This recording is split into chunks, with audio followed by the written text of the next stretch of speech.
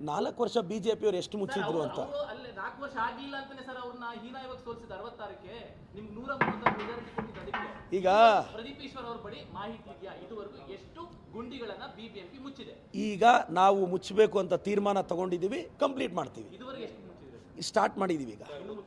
ಉದ್ಯಮಿಗಳು ಇಲ್ಲಿ ರಸ್ತೆ ಗುಂಡಿ ಇರೋ ಕಾಣ್ತೀವಿ ಅಂತ ಹೇಳ್ತಾರೆ ಒಂದು ಇವತ್ತು ಕಿರಣ್ ಮಜುಮ್ದಾರ್ ಶಾ ಒಂದು ಟ್ವೀಟ್ ಮಾಡಿದ್ದಾರೆ ಈ ಕಸ ವಿಲೇವಾರಿ ಸರಿಯಾಗಿ ಆಗ್ತಾ ಇಲ್ಲ ಇದು ಹಾಳಾಗೋದಕ್ಕೆ ಜನರು ಕೂಡ ಕಾರಣ ಅಧಿಕಾರಿಗಳು ಸರಿಯಾಗಿ ಕೆಲಸ ಮಾಡ್ತಾರೆ ಅಂತ ಅಂದ್ರೆ ಉದ್ಯಮಿಗಳು ಕೂಡ ಟ್ವೀಟ್ ಮಾಡಿ ಈಗ ನಿನ್ನೆ ನಮ್ಮ ಮುಖ್ಯಮಂತ್ರಿಗಳು ವಿಪ್ರೋ ಅಜೀಂ ಪ್ರೇಮ್ಜಿ ಅವ್ರಿಗೆ ಪತ್ರ ಬರೆದು ಆ ಟ್ರಾಫಿಕ್ನ ಕಂಟ್ರೋಲ್ ಮಾಡೋಕೆ ಅಲ್ಲೊಂದು ಅವಕಾಶ ಮಾಡ್ಕೊಡಿ ಅಂತ ಕೇಳಿದ್ದಾರೆ ಒಂದು ಕೈಂಡ್ ಇನ್ಫಾರ್ಮೇಶನ್ ಇದೆ ಅಂತ ಬಿಜೆಪಿ ಇರಲ್ಲ ಒಂದು ಕಂಪನಿ ಸಿಇಒ ನೋಡಿ ಒಂದು ನಿಮ್ಮ ಗಮನಕ್ಕಿರಲಿ ಸರ್ ಇವತ್ತು ಬಿಜೆಪಿ ಕ್ಷೇತ್ರದಲ್ಲಿ ಶಿವಮೊಗ್ಗದಲ್ಲಿ ನಮ್ಮ ಯಡಿಯೂರಪ್ಪ ಸಾಹೇಬರು ಮುಖ್ಯಮಂತ್ರಿಗಳಾಗಿದ್ದಾರಲ್ಲ ಈಗ ವಿಜೇಂದ್ರನ MLA ಆಗಿದ್ದಾರಲ್ಲ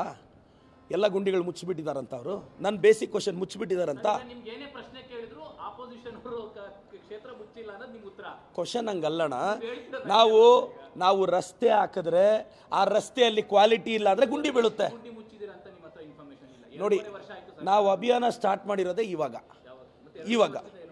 ನೋಡಿ ಒಂದು ರಸ್ತೆ ಗುಂಡಿ ಬಿದ್ದ ಮೇಲೆ ಗುಂಡಿ ಮುಚ್ಚೋದು ಗುಂಡಿ ತೆಗೆದು ಬಿಜೆಪಿ ತರ ಗುಂಡಿ ಮುಚ್ಚೋದಲ್ಲ ಪ್ರತಿಭಟನೆ ಮಾಡಿದ್ರಿ ಗೊತ್ತಾ ಗುಂಡಿಗೆ ಯಾರು ನೀವು ಕಾಂಗ್ರೆಸ್ ಆಪೋಸಿಷನ್ ಇದ್ದಾಗ ಗುಂಡಿ ಬಿದ್ದಾಗ ಎಷ್ಟು ಪ್ರತಿಭಟನೆ ಮಾಡಿದ್ರಿ ಗೊತ್ತಾ ನಿಮಗೆ ಎಷ್ಟು ಮಾಡಿದ್ರಿ ಗೊತ್ತಾ ಸರ್ ನಿಮಗೆ ಈಗ ನೋಡಿ ಸರ್ ಪ್ರತಿಭಟನೆ ಮಾಡಿದ್ರಿ ಗೊತ್ತಾ ನನಗೆ ಗೊತ್ತಿರೋ ಪ್ರಕಾರ ನೀವು ಬಿಜೆಪಿ ಸೇರ್ಕೊಳ್ಳಿ ಸರ್ ಒಳ್ಳೆ ಫ್ಯೂಚರ್ ಇದೆ ಅಲ್ಲಲ್ಲ ಅಲ್ಲಲ್ಲ ಕಾಂಗ್ರೆಸ್ ಅವ್ರ ರೋಗ ಏನ್ ಗೊತ್ತಾ ಕೇಳಿಬಿಟ್ರೆ ಇಲ್ಲ ನನಗೆ ಆರ್ ಅಶೋಕಣ್ಣಗಿಂತ ಇವರೇ ಬೆಟರ್ ಅನ್ನಿಸ್ತಾ ಇದೆ ಇದೇನ್ ಗೊತ್ತಾ ಸರ್ ಸರ್ ಪತ್ರಕರ್ತರು ವಿರೋಧ ಪಕ್ಷ ಬಗ್ಗೆ ಕೆಲಸ ಮಾಡೋದು ಸರ್ ಇಲ್ಲ ನಾನು ಹೇಳೋದೇನು ಗೊತ್ತಾ ಮಾತಾಡಕ್ಕಾಗಲ್ಲ ತಿಳ್ಕೊಳ್ಳಿ ಫಸ್ಟ್ ಆಮೇಲೆ ಇದೇನ್ ಗೊತ್ತಾ ಕಾಯಿಲೆ ಅಲ್ಲಲ್ಲ ನನಗೆ ನೀವು ವಿರೋಧ ಪಕ್ಷದವ್ರಿಗಿಂತ ಚೆನ್ನಾಗಿ ಕೆಲಸ ಮಾಡ್ತಿದ್ದೀರಾ ಅಂತ ಅಪ್ರಿಷಿಯೇಟ್ ಮಾಡ್ತಿದ್ದೀನಿ ಬಿಜೆಪಿ ಸೇರ್ಕೊಳ್ಳಿ ನೀವೇ ಕೇಳ್ತೀರಾ ನಿಮ್ಗೆ ಅಲ್ಲ ಒಳ್ಳೆ ಫ್ಯೂಚರ್ ಇರುತ್ತೆ ಅಂತ